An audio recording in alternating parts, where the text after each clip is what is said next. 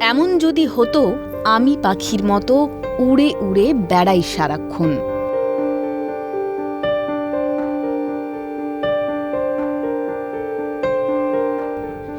দুই ভাই স্বপ্ন দেখতেন একদিন সত্যি সত্যি মানুষ পাখির মতো আকাশে ভাসবে।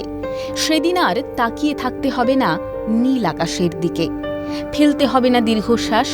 তাহলে উপায়? মার্কিন মুলুকের দুই ভাই উইলবার রাইট ও অরভিল রাইট ঠিক করে ফেললেন যেভাবেই হোক এই স্বপ্নকে বাস্তবে রূপান্তরিত করতে হবে।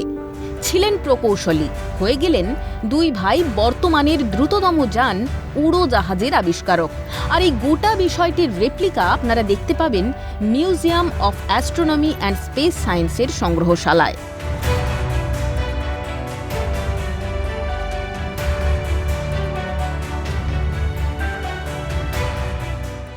এরোপ্লেন যে যে যে প্রিন্সিপালগুলো ছিল, আপনাকে বুঝতে হবে যে একটা জিনিস যখন উঠছে তার তিন ধরনের রোটেশন আছে। সে এইভাবে ঘুরতে পারে, এইভাবে ঘুরতে পারে, এইভাবে ঘুরতে পারে।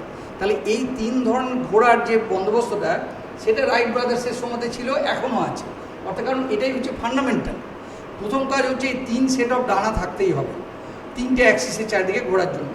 আর যেটা থাকতে হবে, একটা ইঞ্জিন থাকতে হবে যে আপনাকে এটার ওজন বাতাসের থেকে ভারী হওয়া সত্ত্বেও বাতাসের ওপর দিয়ে সে যেন সামনে এগিয়ে যেতে পারে। এই যন্ত্রের উপরে কন্ট্রোল আছে, আপনি এক্স্যাক্টলি যেখানে ল্যান্ড করতে চাইছেন ল্যান্ড করতে পারেন, যে স্পিডে যেতে চাইছেন সেখানে স্পিডে যেতে পারেন। কাজেই এটা হচ্ছে প্রথম কন্ট্রোলড ওয়েতে একটা যন্ত্র চালানো। তবে একদিনে হয়নি। ওই সময় তাদের মতো অনেকেই উড়োজাহাজ তৈরির চেষ্টা করছিলেন, কিন্তু কেউই সেইভাবে সফল হতে পারেননি। তাদের দেখানো পথ ধরেই রাইট ভ্রাতৃদ্বয় শুরু করেছিলেন ক্লান্তিহীন গবেষণা। রাইট ভ্রাতৃদ্বয়ের দীর্ঘ জীবনের কঠোর পরিশ্রম, হার না মানার জেদ একদিন এনে দিল সাফল্য, যার সুফল আজ ভোগ করছে গোটা বিশ্ব। ৬৬ বছরের মধ্যে মানুষ অলরেডি চাঁদে গিয়ে ল্যান্ড করেছে। অর্থাৎ এইটা যে এই যে আমাদেরকে শিখিয়ে ফেললো কী করে মাটির ওপরে উঠতে হয়, এই যে আমাদের ডানা গজিয়ে গেল যেটাকে আমরা বলি, চাঁদে গিয়ে উপস্থিত হলাম ৬৬ বছরের মধ্যে। এটা একটা যুগান্তকারী ঘটনা, টার্নিং পয়েন্ট অফ মানে মানুষের যে হিস্ট্রির একটা মানে টার্নিং পয়েন্ট।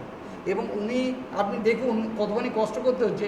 এখানে রাইট ব্রাদার্সের একজন ভাই শুয়ে আছে, অরভিল রাইট, তার ভাই পেছন পেছন দৌড়চ্ছে।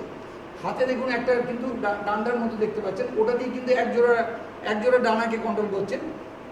কোমরের সঙ্গে দড়ি বাঁধা আছে, কোমর দিয়ে আরেক জোড়া কন্ট্রোল করছেন, এবং পায়ের সঙ্গে আরেক জোড়া দড়ি বাঁধা আছে, সে পা দিয়ে আরেক সেট অফ ডানা কন্ট্রোল করছে। অর্থাৎ একটি মানুষই কিন্তু তিনটে ডানাকে কন্ট্রোল করে যাচ্ছে, কোনো যন্ত্রপাতি ছিল না। Museum of astronomy and space সায়েন্সের সংগ্রহশালায় আছে অরভিল রাইটসের সই করা নথিও। রেপ্লিকাটিও যেন একেবারেই আসল।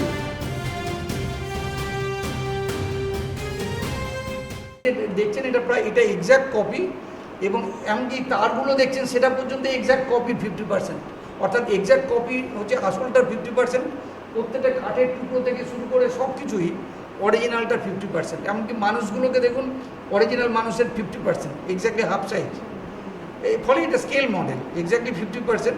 এখানে আবার ওনার সই করা কাগজও আছে অরভিল রাইটসের। এগুলো খুব রেয়ার জিনিস।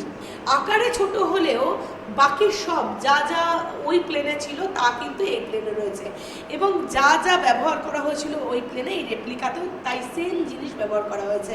এবং এই রেপ্লিকার যে দুটি পুতুল দেখা যাচ্ছে তারাই হলেন রাইট ব্রাদার্স। এই রাইট ব্রাদার্সের সেদিনের ভাবনা, অর্থাৎ পাখিকে উড়তে দেখে প্লেনকে ওড়ানোর ভাবনা, বা কোনো কিছুকে মাটি থেকে খানিকটা উপরে উঠে খানিকটা দূরে নিয়ে এগিয়ে নিয়ে যাওয়ার যে ভাবনা, সেটাই আজকের দিনে আপনি প্লেনে চড়ছি। পাখিরা ডানাকে যেমন কৌণিক অবস্থানে রেখে ওড়ে, তেমনভাবেই কোণ তৈরি করেছিলেন তারা। অটো লিলিয়েন্থাল নামে এক জার্মান ইঞ্জিনিয়ারের এই সংক্রান্ত গবেষণার পথ ধরেই এগোন তারা। 1899 খ্রিস্টাব্দে উইলবার 5 ফুট উচ্চতার একটি বাক্স ঘুড়িতে পাখা বেঁধে ওড়ার চেষ্টা করেন। পরের বছরই তারা গ্লাইডার তৈরি করেন, যদিও উড্ডয়নটি মাত্র 12 সেকেন্ড স্থায়ী হয়। এরপর 1901 এবং 1902 খ্রিস্টাব্দে পরপর দুটি পরীক্ষায় কিছুটা সাফল্য আসে। তাদের নিজেদের উদ্ভাবিত যন্ত্র আকাশে অন্তত 1000 বার ওড়ানো হয়, আর এটির নাম দেওয়া হয় ফ্লাইয়ার 1। 1904 খ্রিস্টাব্দে তৈরি করেন ফ্লাইয়ার 111। এটিতে তারা 105 বার উড্ডয়ন করেন। অবশেষে সব বাধা পেরিয়ে 1908-এর 8ই অগস্ট বিমান নিয়ে সফলভাবে আকাশে ওড়েন উইলবার রবার্ট, আর বন্ধ হয়ে যায় নিন্দুকদের মুখ।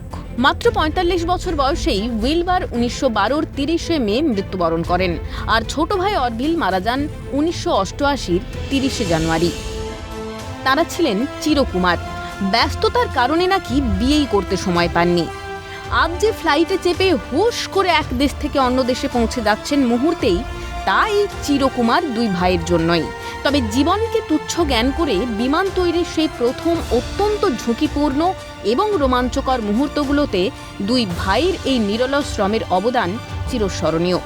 আজও তাই 17ই ডিসেম্বরকে পালন করা হয় রাইট ব্রাদার্স দিবস হিসেবে। ক্যামেরায় সঞ্জিত চক্রবর্তীর সাথে অভিরূপা হাজরা, ক্যালকাটা টাইমস।